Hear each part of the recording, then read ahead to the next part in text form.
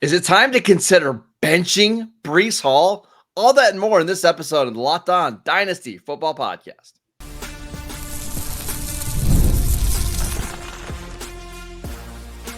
You are Locked On Dynasty Football, part of the Locked On Podcast Network. Your team every day. Here are your hosts, Marcus Mosher and Kate Madjuk.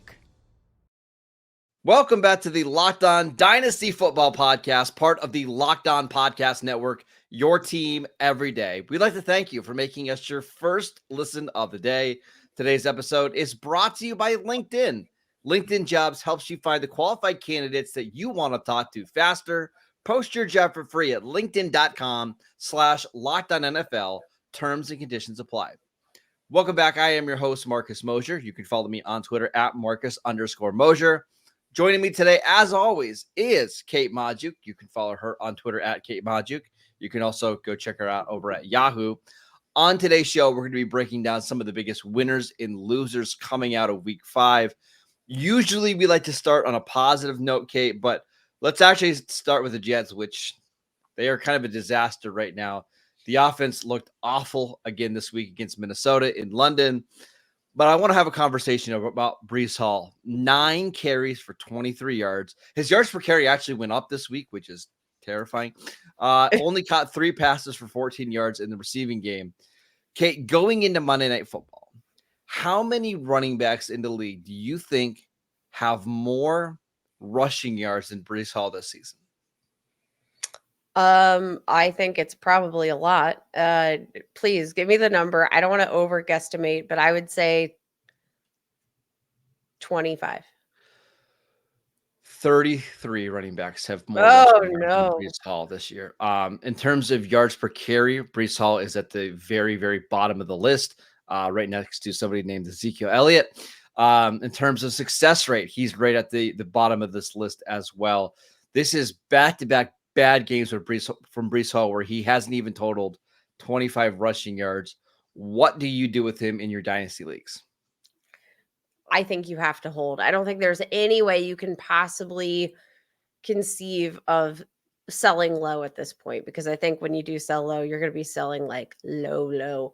I mean, this is a team that right now ranking like bottom 10 EPA per play, bottom 10 in yards per play. You know, this isn't a good offense right now in general. And we finally saw the big Garrett Wilson breakout game, but it like was on the back of a 22 target outing.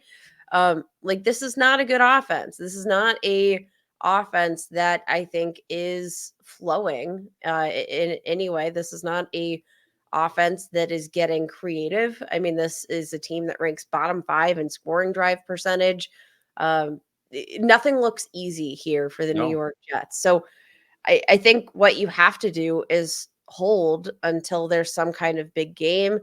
I think you need do you to bench him? Like, would you consider benching Here's the him? thing, what options do I realistically have? Like if I was lucky enough to acquire a Jordan Mason, for example, like I might feel more comfortable benching, you know, a Breece Can I give you a Hall. couple of real life scenarios that I have, Kate? Okay. Chuba Hubbard. I mean, This is all the same dynasty team. No, this is a good dynasty team. Zach Moss. I probably wouldn't bench him for Zach Moss right now. Okay. I'm not J.K. Dobbins. Yeah. I mean, this is where we're at. Where it used to be. Okay, we give you another one. Tony Pollard, same team. Yeah. I mean, yes to all of those. And here's the thing, like, you know that there's no player that probably has a higher upside on any weekly showing, right? But like, I do think that this offense has a big Nathaniel Hackett problem, and it doesn't seem like they're all that eager to get rid of it. So like, you know, it doesn't really matter about what Breece Hall is doing. I just don't know that the offense is going to put him in many positions that, like, unless he uses his speed to break off a big one, like, what does that mean for Breece Hall on an every down basis? I don't know. It's really rough right now. By the way, these are the next 4 games for the Jets. They play at home against Buffalo, in Pittsburgh on Sunday Night Football, at the Patriots, home against the Texans. Like, those are 4 good defenses that you're going to be playing right in a row. And this is what I wanted to ask you. Like, if you don't have Breece Hall, should you try to go out and acquire him? And again, I'm going to ask this because I was at a football party last night watching Cowboys, and that's my only Cowboy shot. I'm going to get in there, Kate. I was watching the game, and one of the other Dynasty managers was there, and I have a good team, and I have a first round pick that's projected to be like top 3, okay, maybe even top 5. And they offered, "Hey, would you trade Breece Hall for that first round pick?" I said, "No." I said, because ultimately my reasoning was, is Breece Hall going to help me win a championship this year? And the answer is no. And if I'm going to trade a top 5 pick in next year's draft, I want to trade it for somebody that I know is going to help me be productive this year. And I just don't know if that's going to be Breece Hall. I'm going to give you a fun fact. Ramondre Stevenson has more top 5 finishes this year than Breece Hall. That is kind of gross. In half PPR scoring formats, Breece Hall, he is the RB13. So, like, I don't want to say that, like, I don't know. Maybe this is kind of just overreacting here. Week 1, RB10. Week 2 did have a top 5 finish, finished as RB4 on the week. Then RB12, RB57, RB24 over the past 2 weeks. So, like, you have seen some upside there, right? But I do think that there's just general concerns, and we've talked about Braylon Allen here numerous times in the last couple of weeks. This offense has a Nathaniel Hackett problem. Breece Hall has a Braylon Allen problem. There's a lot of problems, right? And then let's just project, right? So we have watched Aaron Rodgers play 5 games of football this season. Coming back from the ruptured Achilles, there was this general sentiment that, after week 1, like, Aaron Rodgers looks far and away better than Kirk Cousins. And then, I mean, since then, it's just like nothing's clicking. And I don't know if it's, an Aaron Rodgers problem necessarily, but he doesn't look like he can move the same way that he used to move.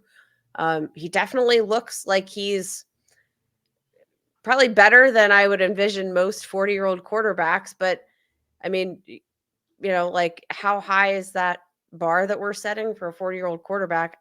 Not that high. Like, the other thing, Kate, is I just get this feeling, back to Breece Hall, that Braylon Allen isn't going away. Now, I'm not saying that Braylon Allen's going to overtake him for this job, but Braylon Allen has looked good enough that he needs to continue to get opportunities.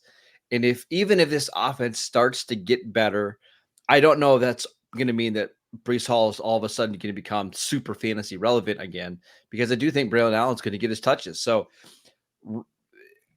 I'm what are you just doing? really I feel like you're I not wanna going to sell. sell him for an early, or you're not going to trade an early first round. Like, how low has the bar gotten? What kind of offer?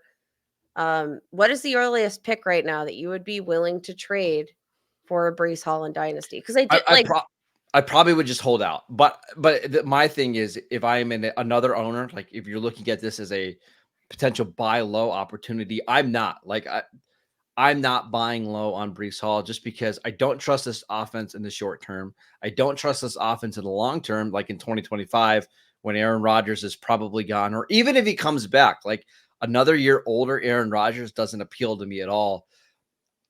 I just don't Well, if think, this is the offense right now with Aaron Rodgers, like, I don't think it's getting better. That's the thing. yeah, I if possible, I just don't want to be in the Breece Hall business right now. I think that's pretty fair. I think if you're the Breece Hall manager, probably gonna hold on. Like, hopefully, I don't think anybody's really looking to acquire Breece Hall in the immediate, even if you're a contender, because of the fact that, like, yeah, this upcoming schedule looks brutal. Aaron Rodgers went down with this ankle injury, TBD if that's anything. He did come back in the game, obviously, but who knows if once the adrenaline stops pumping, if we're going to see any ramifications from that. Like, this just isn't a good situation. No. This is not a good business to be in. especially over the next 4 weeks with a really brutal schedule. Maybe he comes back, and after things lighten up, closer to the second half of the season, maybe we see, an opportunity there. But I don't think you're going to reap a full value from Breece Hall No. right now, which is why I think you just kind of got to hang pat and play your matchups. Like there might be weeks that are if you don't have a super favorable matchup for one of your lower tier running backs who, might be a big, flex play that week, I think you still probably play Breece Hall, but I just don't think he's an automatic start every single week. I would 100% agree. Let's move on to some positive talk. That was 10 minutes of just negative slamming Breece Hall. Let's be positive. I want to talk about some players that stood out in week 5 that looked fantastic, including Brian Thomas of the Jacksonville Jaguars. We will get to that next. This episode is brought to you by LinkedIn. When you're hiring for your small business, you want to find quality professionals that are right for the role. That's why you have to check out LinkedIn Jobs. LinkedIn Jobs has the tools to help you find the right professionals for your team faster and for free. LinkedIn isn't just another job board. LinkedIn helps you hire professionals that you can't find anywhere else, even those who aren't actively searching for a new job, but might be open to the perfect role. In any given month, over 70% of LinkedIn users don't visit other leading job sites. So if you're not looking on LinkedIn, you're looking in the wrong place. On LinkedIn, 86% of small businesses get a qualified candidate within 24 hours. Hire professionals like a professional on LinkedIn. Post your job for free at linkedin.com/LockedOnNFL. That is linkedin.com/LockedOnNFL to post your job for free. Terms and conditions apply. This episode is brought to you by BetterHelp. Listen, we're getting close to Halloween. This is the time of year where everybody gets scared. So I wanted to tell you something that kind of freaks me out a little bit. Listen, I know you're going to make fun of me. I don't like mice. I just don't like mice. They always, even when I like the tiniest ones, will just give me a little bit of a jump. But Halloween lets us have fun with what scares us. But what about those fears that don't involve zombies and ghosts and little tiny mice? Therapy is a great tool for facing your fears and finding ways to overcome them, because sometimes the scariest thing is not facing our fears in the first place and holding ourselves back. So if you're thinking of starting therapy, give BetterHelp a try. It's done entirely online. It's designed to be convenient, flexible, and suited to your schedule. Just fill out a brief questionnaire to get matched with a licensed therapist, and you can switch therapists at any time for any reason at no additional charge. Overcome your fears with BetterHelp. Visit betterhelp.com/lockedon today to get 10% off your first month. That is BetterHelp, HELP.com/lockedon. Welcome back to the Locked On Dynasty Football Podcast. We'd like to thank you for making us your first listen of the day. We are breaking down the biggest winners and losers coming out of week 5 in your Dynasty leagues. Okay, let's start with the Jacksonville Jaguars. Actually, this game was really fun. If you got to watch this one at 1 o'clock, Brian Thomas, 5 catches for 122 yards and a touchdown, including an 85-yard touchdown. Kate, he hit 22.18 miles per hour. According to the NFL Next Gen stats, which is the 3rd fastest time they've ever recorded. Brian Thomas looks like the real deal. He does look like the real deal. And the good news is, like, the big fantasy day didn't translate for Trevor Lawrence, but week 5 was this outing where you looked at the Jaguars passing game and you said, okay, I can work with this. Like, you're not going to go full panic mode because you saw the explosive elements. You saw a little bit more consistency, even if it didn't mean Trevor Lawrence was all that great for fantasy. Brian Thomas Jr., I think, is probably flying under the radar as one of the more intriguing, values here in Dynasty when you compare him to some of the other top assets. Like, for example, I think, you could argue that, yeah, you're feeling just as good about Brian Thomas Jr. right now and the production you've seen from him as you are a guy like Marvin Harrison Jr. But guess what? Marvin Harrison Jr. being drafted as a top 5 Dynasty wide receiver. Yeah. I can get Brian Thomas as a wide receiver too.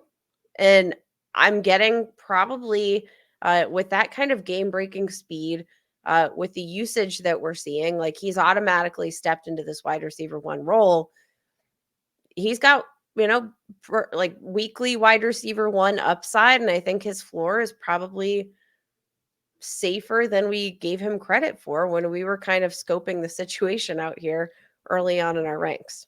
And you know how much I like and respect Christian Kirk, but Brian Thomas played more snaps than Christian Kirk. I saw a thing from Mike Clay where he said that Christian Kirk was only coming in 3 wide receiver sets, and Brian Thomas was the guy that they were leaving in on all snaps. So I wouldn't be surprised if Kirk is somebody who maybe gets moved during the deadline this year or next offseason. But it just seems like everything is pointing to Brian Thomas being the number 1 receiver, if not this year, by next year at the latest. It seems like he has a very good chance, Kate, to be 1,200 yards, 10 touchdowns during his rookie year. And all of a sudden, when we're doing this podcast in March and we're looking for things to talk about, we're looking at the ADP, and he's like a top 12 receiver pretty quickly. Yeah, and I think, again, this kind of comparison with the other rookies in this class who have been, Malik Neighbors through the first 4 weeks of the season, literally the wide receiver one. Like Marvin Harrison Jr. has already had, these boom performances. So like when you have that kind of comparison, and the high end comps are so high end, I do think that just kind of makes Brian Thomas feel that much more of a value, just because we have these other wideouts to compare him to. Okay, what other young players stood out to you on Sunday? I want to shout out Jalen Tolbert. So I feel like he was kind of this forgotten man. Nobody was really considering him as a potential like third-year breakout, but heading into his, we're in his 3rd NFL season now, and Jalen Tolbert, I feel like, is finally looking like the wide receiver 2 that maybe they had hoped this team would be, drafting in the 3rd round back in 2022. Has had some solid opportunities here, but through the last 4 weeks, 82 yards, 42 yards, 87 yards, 2 touchdowns in that span. Like, he is finding a consistent role in this offense. You have Brandon Cooks, who headed to IR with a knee injury. TBD on what this is going to be, long term. Like it's an infection. Things can get complicated Cowboys, from that perspective. Like maybe Tolbert's going to be a guy that lingers here in terms of his overall value. The Cowboys put Brandon Cooks at IR, which means he's set to miss at least 3 more games. Just by talking to people, I think that would be a great outcome if he only misses 3 games. So this is Jalen Tolbert's job moving forward, right? He doesn't separate. He looks like he's earned it. I think he's earned the opportunity. Now, there's going to be games where he's just not involved because it's going to be a CeeDee Lamb game or a Jake Ferguson game. But I do think he's somebody that's going to play a lot of snaps on an offense that we think is going to have to pass the ball a lot moving forward. So I think he's firmly in the consider him in your flex every single week, depending on the matchup. Yeah, I think that's a great point. I also just want to shout out like some other young players in general. Like let's talk about, I don't know, for instance, I don't know. I got one, Caleb Williams. Williams, yeah, like breakout. He looked good. Yeah, 304 passing yards, 2 touchdowns, averaged 10.5 yards per attempt. Also added in 34 yards in the ground. He just looked comfortable. If you look at his EPA per play, it's improved every single week so far in his NFL career. And I know this is the Panthers, who do not have a great defense, but you want to still see these games, right? Like, hey, this is an opponent that you should play well against. He did. He connected with DJ Moore on 2 touchdowns. I think Caleb Williams, he has not been as dynamic as Jayden Daniels. Make no mistake about that. But he is on the right trajectory, right? He's getting better. You're starting to see the flashes. And that's with Keenan Allen missing time. Rome Odunze really not making a big impact yet. He only had 5 for 40 yesterday. I think as time goes on, we're going to see more of these big games from Caleb Williams. I'm really encouraged after 5 games. For sure. How about third year? Alec Pierce, third year. Third year. Yeah. Third year. Oh my gosh. Time flies when you're not doing much for fantasy and then have a big breakout. Like Alec Pierce, I liked him a lot coming out of Cincinnati. I thought there was a lot of potential volatility to his game, which we've seen through the first 3 weeks of the season here. But I'm not saying that you can bank like all of his production came in the final moments of that outing, but we now have 3 separate weeks where Alec Pierce has been a top 24 wide receiver for fantasy. Like, I do think that when I'm considering some depth plays, right? And I know he's not going to be valued very highly in your dynasty leagues because of that volatility. But there are weeks that like maybe I have some okay matchups across the board for these guys that I consider locked in starters. And I just need a chance for a boom play. Like I need a high upside play. Maybe it's a little bit riskier, but I need a guy who can, kind of just be promoted from the depths of nowhere. Alec Pierce might start to become that guy. You look at the passing game with him. Josh Downs needs to be mentioned, second-year wide receiver. Yeah, look great. All of these guys are kind of clicking. Josh Downs might be the best value of the bunch because I do think from a PPR standpoint, he is kind of locked and loaded as a PPR machine. Maybe that changes when we get Anthony Richardson back and it's just, the deep ball bonanza over and over again. But like the entire kind of Colts receiving core is a young group, a talented group, and one that I think is just generally trending in the right direction. So Alex Pierce has 368 receiving yards on the season. Do you want to guess what his yards per catch is this year? I'm going to say probably something ridiculous like 19 yards per catch. 28.3. That's nuts.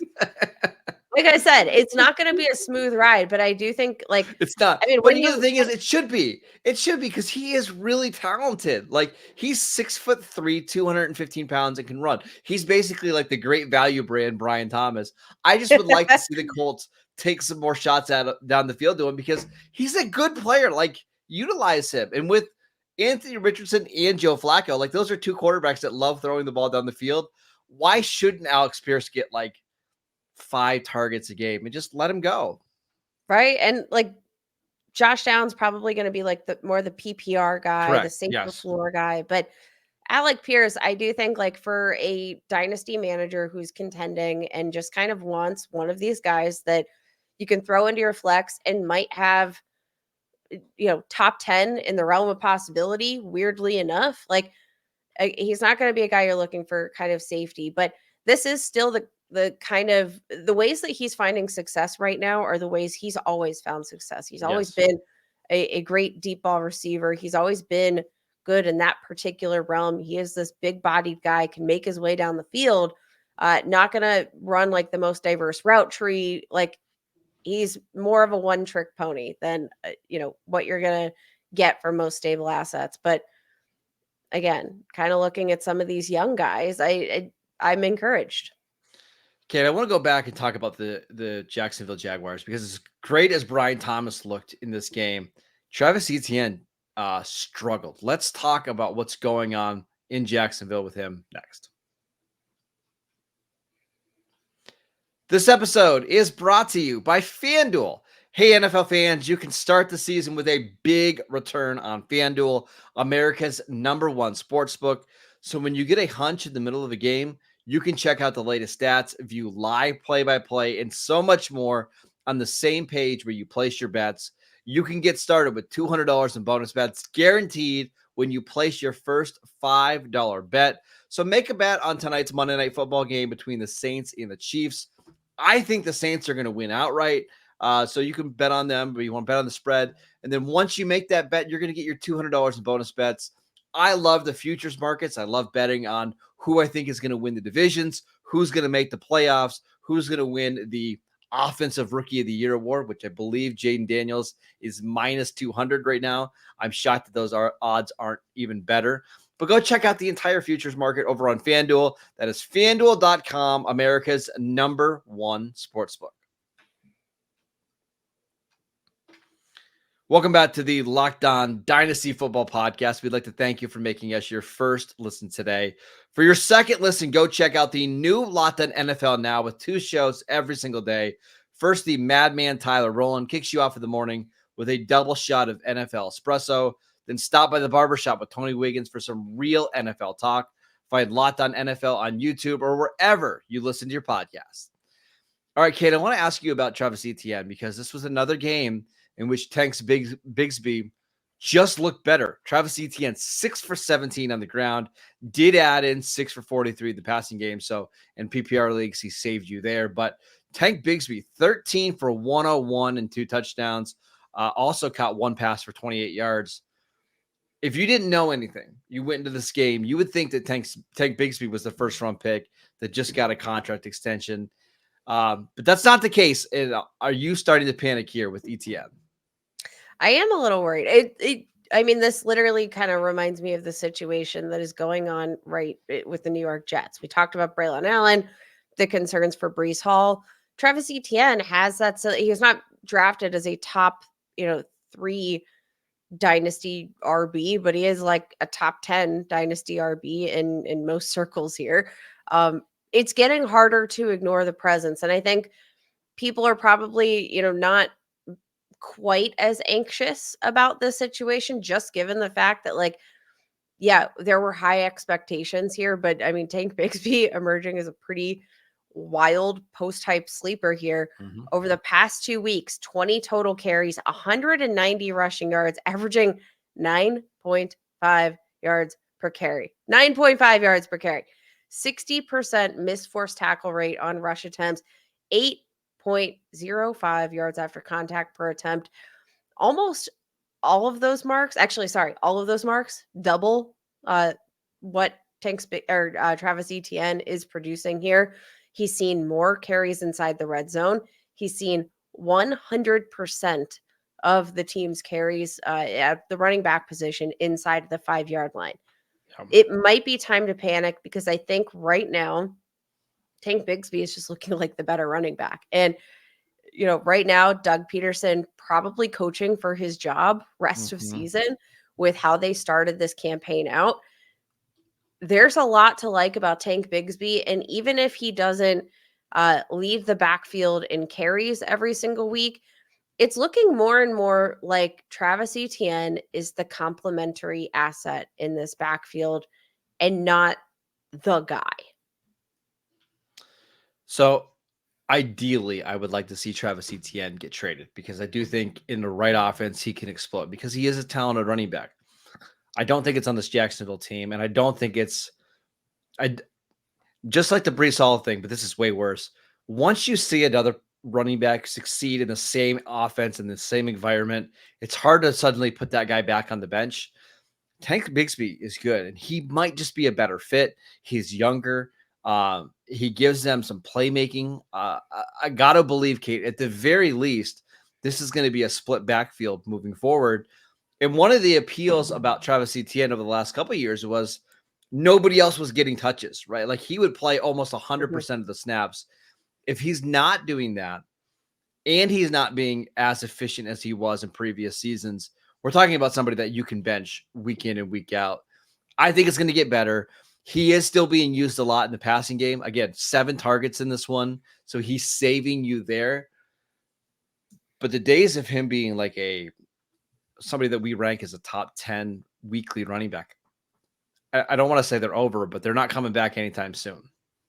I mean, here's the thing. If you have also, Tank Bigsby getting a lot of the goal line work. For example, last year we saw a lot of production here from Travis Etienne, but it also came on the back of a lot of touchdown production, right?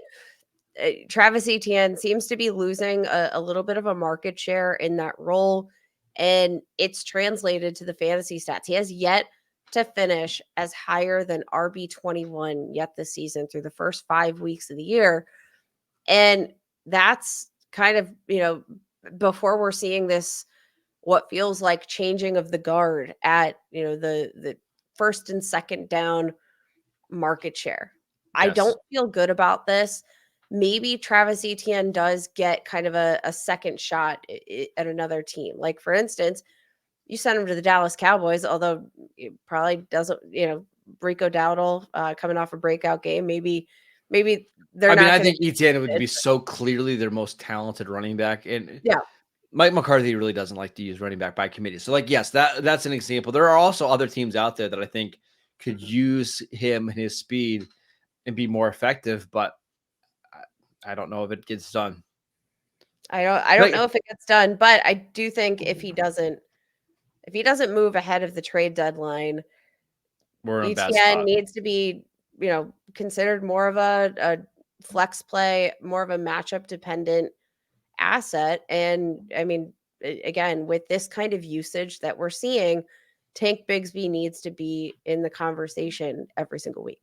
Travis Etienne to the Minnesota Vikings. That's what I want to see. Ooh. With Aaron Jones potentially being out for a while, put him in a dome with that offense, and let's go. All right, that is it for today's show. We want to thank you for making Locked On Dynasty Football your first listen every single day. Go check out the channel on YouTube. We are free and available on all platforms. Follow Kate on Twitter at Kate Majuk. I'm at Marcus _Mosier. Enjoy Monday Night Football. We'll see you right back here tomorrow.